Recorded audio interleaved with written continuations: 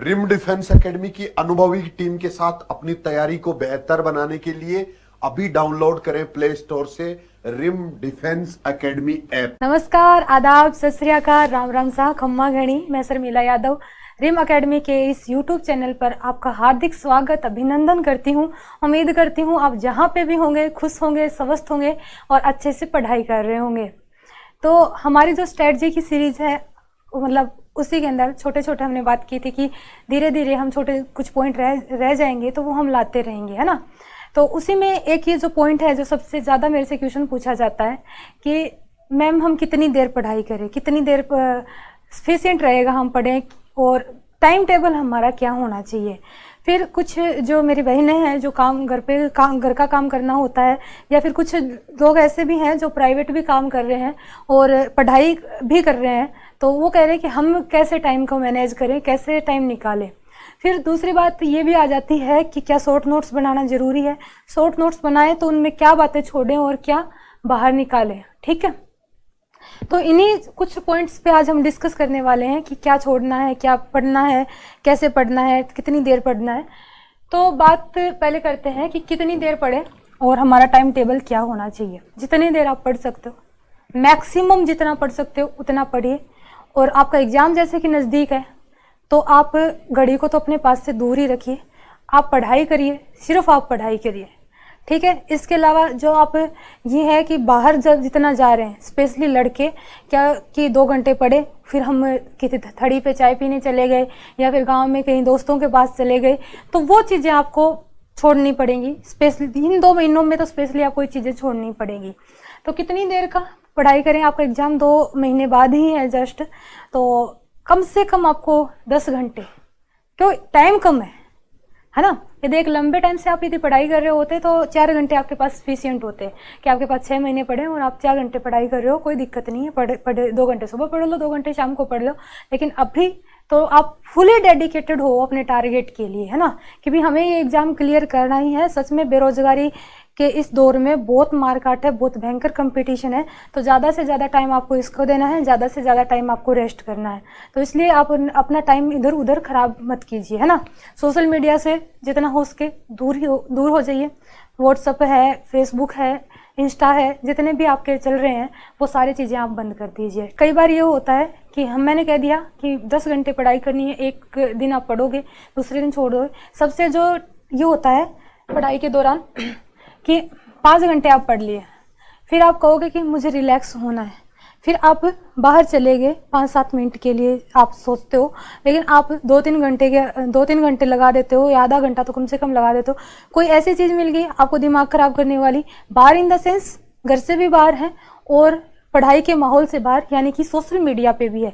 आपको कोई ऐसी चीज़ मिल गई जिसकी वजह से आप पूरे दिन आप दिमाग ख़राब हुआ, आपका पूरा का पूरा सिस्टम गया। हो सकता है कई दिन भी आपका दिमाग ख़राब रहे। तो ये बात है कि आप अपने मोबाइल वगैरह को आप अपने से दूर कर दीजिए। फिर बात करते हैं टाइम टेबल की। तो टाइम टेबल जैसा कि मैंने बताया पिछली वीडियो के अंदर भी हमने बात करी थी, आप क्लासेस लीजिए। ठीक है, आपको 4 या 5 जो आप क्लास ले रहे हैं, आपका ये टाइम फिक्स कीजिए, है ना, कि 4-5 घंटे आपकी क्लास लेनी। उसके बाद आप थोड़ा सा रेस्ट कीजिए, खाना वाना खाइए, है ना, 1 घंटे का या आधे घंटे का, जितना आप रेस्ट करना चाहें आप रेस्ट कीजिए। सोइए, भरपूर नींद लीजिए, क्योंकि जितना आप अच्छे से नींद लेंगे तो आपका दिमाग फ्रेश हो जाएगा। और मुझे लगता है कि जिस एज ग्रुप में आप हो वहाँ पे 7 या 8 घंटे की नींद सफिशिएंट होती है और इतनी ही आती है।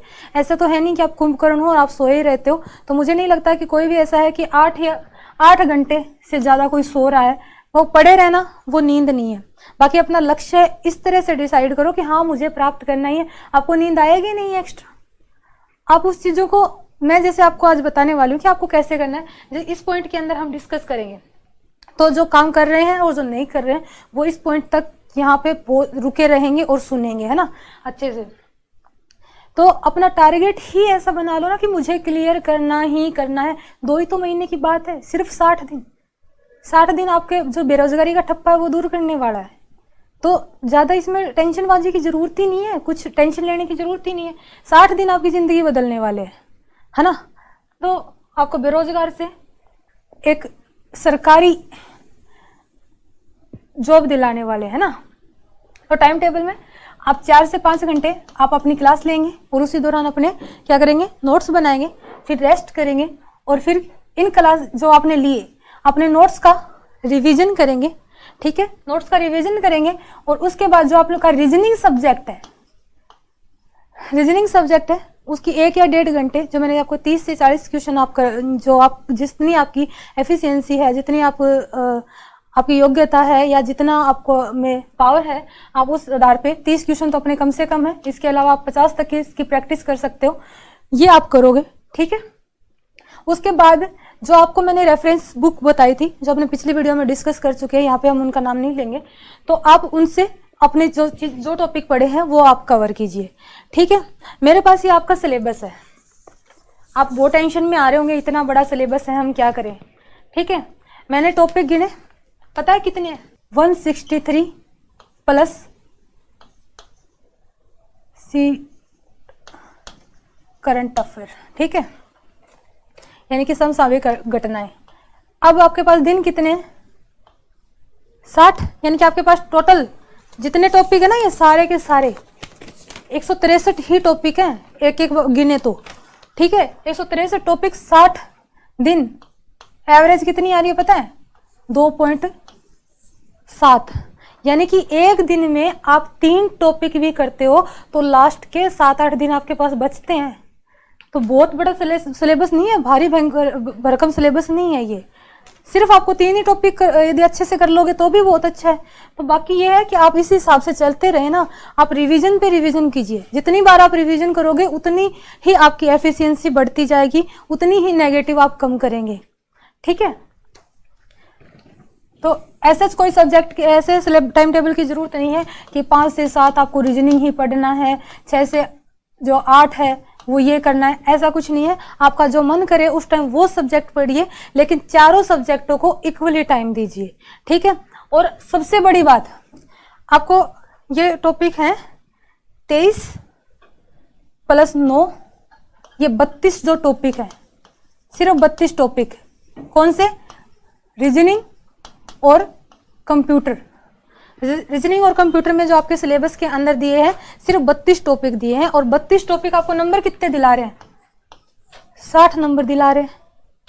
ठीक है, हमारे जो पेपर मैंने एक क्लास आपकी पेपर की ले चुकी है, जो पिछली बार पेपर पूछे गए, आपको पता है राजस्थान जीके में मैंने पहले भी कहा था कि सारे के सारे क्वेश्चन रिपीट हो रहे हैं, है ना, करंट को छोड़ के। और करंट भी कैसी पूछी जा रही है, अभी मान लो कि उस टाइम चुनाव चल रहे थे तो चुनावों की करंट पूछ ली, अब चुनाव चल रहे हैं उनकी करंट पूछ लेंगे, कुछ एक आधी घटनाएं और पूछ लेंगे, कोई बहुत भारी भरकम करंट नहीं पूछ रहे हैं। ठीक है, यदि आप डेली करंट ले रहे हो, 5-7 मिनट की कोई करंट की वीडियो आपको मिलती है वो ठीक है, वरना लास्ट के अंदर यदि आप करंट पढ़ते हो, है ना, करंट भी देखेंगे हम, करंट भी कैसे पढ़ते हैं उसके ऊपर भी हम बात करेंगे, तो भी सफिशियंट है। तो ज्यादा मेहनत कर, आप 32 टॉपिक करने में क्या जान जा रही है?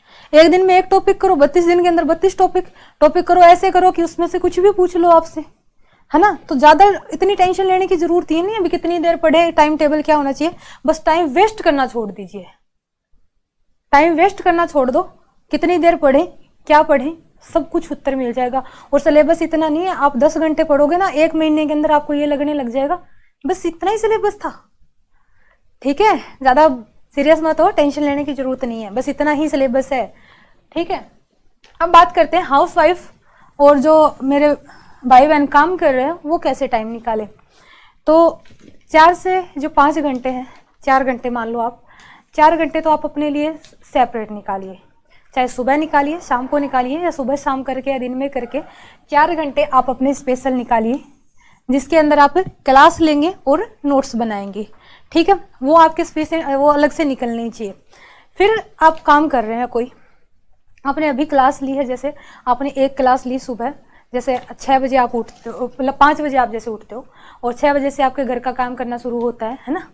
तो आप उसमें क्या करोगे, 5 से 6 आपने क्लास ले ली, जैसे आपका काम शुरू होता है, जैसे चाय बनाया, कुछ भी, जैसे गृहिणियाँ जो काम करती है, तो उस दौरान आप उन चीज़ों को रिकॉल कीजिए कि मैंने इस 1 घंटे में सर ने हमें क्या पढ़ाया था, उस चीज को मेमोराइज करें। इससे आपके दिमाग की क्षमता भी बढ़ेगी, आपकी मेंटल एबिलिटी बहुत ज्यादा बढ़ जाएगी। इससे ना अपने दिमाग के अंदर रिवाइज करते, आप अनप्रोडक्टिव जो भी काम कर रहे हैं, जैसे आप झाड़ू निकाल रहे हैं, कुछ भी काम कर रहे हैं या ट्रेवलिंग कर रहे हैं, जो काम पे जाएंगे वो ट्रेवलिंग करेंगे, तो उस दौरान आप क्या कर सकते हैं, जो आपने अभी क्लास ली थी उसी की ऑडियो रिकॉर्डिंग सुन सकते हैं। ऑडियो नहीं तो आप अपनी जेब के अंदर फोन को डालिए, या फिर ब्लूटूथ जो आप यूज कर सकते हो तो आप वो कीजिए, उस चीज को सुनिए, क्योंकि आप क्लास ले चुके हैं, आपके दिमाग, आपने प्रॉपर्ली नोट्स अपने हाथों से लिख चुके हैं, तो वो चीजें तो आपको पता है, तो वो चीजें आपको बहुत जल्दी याद हो जाएंगी। यदि आपको रिवीजन का टाइम नहीं मिलता है तो भी कोई दिक्कत नहीं है, और ऐसा सारे के सारे लोग कर सकते हैं, है ना। यदि आप घूम रहे हैं यानी वॉक कर रहे हैं, वॉक के दौरान आपने ईयरफोन लगा लिया, या फिर खुद से बिना कोई ईयरफोन के आप यदि उसको वैसे ही रिकॉल करने की कोशिश करेंगे, ये पढ़ाया था, और कहीं पे आप भूल रहे हैं तो फटाफट जाके आप अपने नोट्स देख लीजिए। तो इससे क्या होता है, आपकी याददाश्त भी बढ़ेगी, ये एक ब्रेन एक्सरसाइज भी आपकी हो जाएगी, है ना। तो इस तरह से आप पूरे के पूरे टाइम, मतलब जो आपने 4 घंटे आपकी क्लास ली है, 4 घंटे के आप इस तरह से आप रिवीजन कर सकते हो। प्रैक्टिस के लिए आप 1 घंटा, रीजनिंग की प्रैक्टिस के लिए 1 घंटा और शाम को निकालिए, क्योंकि वैसे भी एग्जाम टाइम है। तो आप अपने घर वालों को कहिए, उनसे ऑब्वियसली यदि आप तैयारी कर रहे हैं और स्पेशली पुलिस की तैयारी कर रहे हैं तो कहीं ना कहीं घर वालों का तो आपके पास सपोर्ट है, ठीक है। तो आप उनसे 1 घंटा और एक्स्ट्रा मांग सकते हैं कि आप मेरी हेल्प करवा दीजिए, और 5 घंटे निकालना कोई मुझे नहीं लगता, 2 घंटे सुबह, 2 घंटे शाम और 1 घंटा दोपहर में आप इजीली निकाल सकते हैं। पर आपको वो टाइम यूटिलाइज करना पड़ेगा, आपको ब्रेन एक्सरसाइज करनी पड़ेगी। तो थोड़ा सा मुश्किल होगा, 1-2 दिन के लिए मुश्किल होगा ये, है ना, लेकिन ये ब्रेन एक्सरसाइज आपको बहुत ज़्यादा हेल्प करेगी और आगे तक करेगी, लॉन्ग टर्म तक करेगी। आप यदि पुलिस कांस्टेबल बनने के बाद आप SI या RS या IAS बनना चाहोगे, वहाँ पे भी आपकी जो ब्रेन एक्सरसाइज है वो बहुत ज़्यादा हेल्प करने वाली है। तो आपको सुबह थोड़ा जल्दी उठ जाइए, 4 से 6 आप अपने पढ़ाई कर सकते हैं, ठीक है। शाम को 8 या 9 बजे तक अपना काम सल्टा के फिर 2 घंटे पढ़ाई कर सकते हैं। दिन में 1-2 घंटे आप अपना निकाल सकते हैं लंच के बाद या कुछ और। देखो मेहनत तो करनी पड़ेगी, ये नहीं है कि आप एक कंफर्ट जोन के अंदर, क्योंकि एग्जाम में अब कम समय रहा है तो अपना कंफर्ट जोन तो आपको त्यागना पड़ेगा, ठीक है। अब 2 घंटे अपने आप को झोंक देना है, बस आपके सामने अपना एग्जाम ही एग्जाम दिखाई देना चाहिए कि बस मेरा एग्जाम ही है, मेरे लिए सब कुछ है और कुछ भी नहीं है, ठीक है। तो अपने काम में से बस ये है कि इसका एक ही तरीका है इस चीज़ को मैनेज करने का, brain exercise. Brain exercise in the sense कि बार बार रिवीजन करना, अपने दिमाग के अंदर जो आपने अभी पढ़ा है वो रिवीजन करना। कहीं भूल रहे हैं तो फटाफट 1 सेकंड के लिए जाके अपने नोट्स देख लीजिए। शॉर्ट नोट्स बनाना क्यों जरूरी है, पहले तो इस पे बात करते हैं। यदि आपके पास शॉर्ट नोट्स है ना, तो लास्ट टाइम जो आपके 5 या 7 दिन रहते हैं, आप इजीली उनका चीज़ों का रिवीजन कर सकते हो। और जो अपना कम्पिटिटिव एग्ज़ाम है, सबसे बड़ा जो खेल है वो रिवीजन का ही है। हमारे लगभग नोट्सों से चीज़ें आती हैं, जो मैंने आपको बुक रिकमेंड की थी, लगभग उन्हीं में से चीज़ें उठ के आती हैं, है ना। ज़्यादा एक्स्ट्रा भागदौड़ करने की ज़रूरत नहीं है। कुछ करंट अफेयर वगैरह हैं, वो चीज़ें थोड़ी सी अलग रहेंगी, बाकी और भागदौड़ करने की कुछ भी ज़रूरत नहीं है। तो शॉर्ट नोट्स में आप क्या करोगे, कोई चीज़ है जैसे पॉइंट वहाँ पे वो करोगे। जैसे कि मैंने कहा कि हम इतिहास पढ़ रहे हैं, ठीक है। इतिहास वाले पोर्शन में से सबसे इम्पोर्टेंट यदि बात करें तो मॉडर्न हिस्ट्री में बात करें, कहाँ से 1857 की क्रांति से आपने छोटे छोटे नोट्स बना लिए भी, कारण। और आपका जो जिस लेवल का एग्जाम है वहां पे आपको कारण वारण भी लिखने की जरूरत नहीं है। कौन से नेता ने कहाँ से नेतृत्व किया, इसको दबाया किसने, ये चीजें नोट कर ली, इतनी ही इसमें नोट कर ली, ठीक है। फिर बात आ जाओ 1885 पे, कांग्रेस की स्थापना किसने, पहले अधिवेशन, सेकंड अधिवेशन, थर्ड अधिवेशन और फोर्थ अधिवेशन। कहाँ हुआ, अध्यक्ष कौन, कहाँ हुआ, अध्यक्ष कौन, कहाँ हुआ, अध्यक्ष कौन, कहाँ हुआ, अध्यक्ष कौन, ठीक है। फिर उसके बाद में जो मुख्य आएगी 1905 वाली, 1905 में जो बंगाल विभाजन हुआ था, सीधा लिखो बंग भंग, लॉर्ड कर्जन, ठीक है। पूर्वी बंगाल, पश्चिम बंगाल। यानी कि शॉर्ट नोट्स का मतलब ये होता है कि आपको की पॉइंट लिखने हैं। जब आपने डिटेल में तो आप पढ़ ही चुके हो, 1 या 2 बार उसका रिवीजन भी कर चुके हो, लेकिन आपको 5 दिन के अंदर ये पूरा का पूरा सिलेबस करना है ना, तो इसके लिए आप नोट्स बनाने हैं। तो नोट्स में की पॉइंट वो करना है, और मैं कोशिश करूंगी कि जो मैंने शॉर्ट नोट्स बना रखे हैं है ना, तो उन शॉर्ट नोट्स को आपको प्रोवाइड करवा सकूं, या हो सके तो मैं आप एक शॉर्ट नोट्स के आधार पर एक क्लास भी ले सकूं, ताकि आप खुद अपने शॉर्ट नोट्स बना सकें। और जितना नोट्स होता है वो अपने हाथ से लिखे हुए होते हैं उतना अच्छा होता है ना, क्योंकि हाथ से लिखी हुई चीज़, कानों से सुनी हुई चीज़, यदि दोनों एक साथ हो जाए और देखना भी एक साथ हो, ये तीनों जब इंद्रियां हमारी एक साथ काम कर जाए ना, तो वो चीज़ बहुत ज़्यादा लंबे समय तक याद रहती है। इसलिए कई बार हमारे स्कूल में भी क्या होता था, बोल बोल के बुलाया जाता था, है ना, देखना भी होता है, सुनना भी होता है, ठीक है, और लिखना भी हो जाता है, तो और 4 इंद्रियां मिल जाए तो और भी अच्छी बात है। रिवीजन आपको कैसे करना है वो भी मैं एक छोटा सा बता दूं आपको। जैसे क्लास ली, उसका रिवीजन किया, प्रैक्टिस करी, फर्स्ट डे रिवीजन, ठीक है।